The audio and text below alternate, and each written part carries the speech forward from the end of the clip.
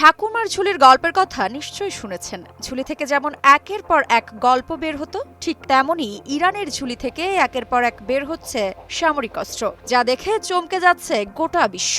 সাম্প্রতিক বিশ্ব রাজনীতির এমন কঠিন বাস্তবতা, নিষেধাজ্ঞা আর চাপের মধ্যেও ইরান নীরবে তৈরি করে চলেছে শক্তির নতুন নতুন ভান্ডার। তারই ধারাবাহিকতায় এবার জানা গেল নতুন তথ্য।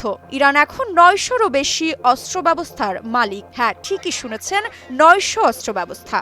সব দিক থেকেই শক্তিশালী হয়ে উঠেছে দেশটি। প্রতিরক্ষা শিল্পে বিপ্লব পরবর্তী এই অগ্রগতি শুধু দেশটির সামরিক সক্ষমতা নয়, বরং তাদের বৈজ্ঞানিক অবস্থানকেও বিশ্বমঞ্চে নতুন উচ্চতায় নিয়ে গেছে।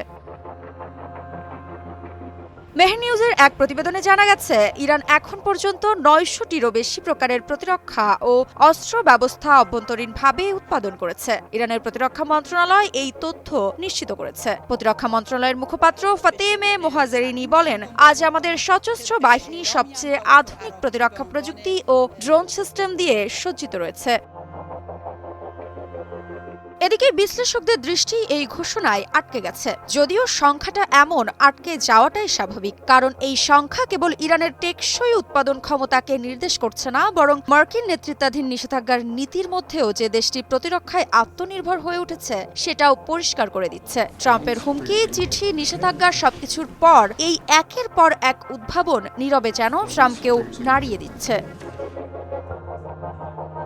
মোহাজেরিনি আরও উল্লেখ করেন, বিপ্লবের আগে ইরানের হাতে যেখানে মাত্র ৩১টি মৌলিক প্রতিরক্ষা সরঞ্জাম ছিল, সেখানে আজ সেই সংখ্যা দাঁড়িয়েছে ৯০০-র বেশি। তিনি এই অগ্রগতির কৃতিত্ব দিয়েছেন দেশটির বিশ্ববিদ্যালয়, গবেষণা প্রতিষ্ঠান ও তরুণ প্রজন্মকে।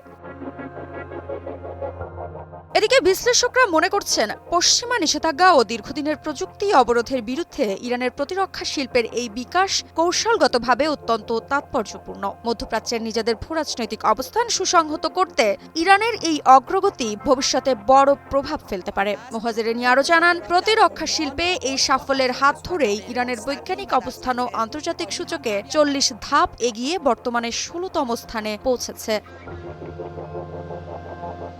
সব মশার বিরুদ্ধে সুরক্ষা দিতে এলো বসুন্ধরা এক্সট্রিম অ্যারোসল। মশার বিরুদ্ধে এক্সট্রিম সুরক্ষা। বিশ্ব যখন ইরানকে নিষেধাজ্ঞার বেড়াজালে আটকে রাখার চেষ্টা করছে, তখন তেহরান তার উত্তর দিয়েছে প্রযুক্তি আর আত্মনির্ভরতার ভাষায়। প্রতিরক্ষা খাতে এই অর্জন ইঙ্গিত দিচ্ছে মধ্যপ্রাচ্যের কৌশলগত হিসাব নিকাশে শীঘ্রই নতুন সমীকরণ যুক্ত হতে চলেছে।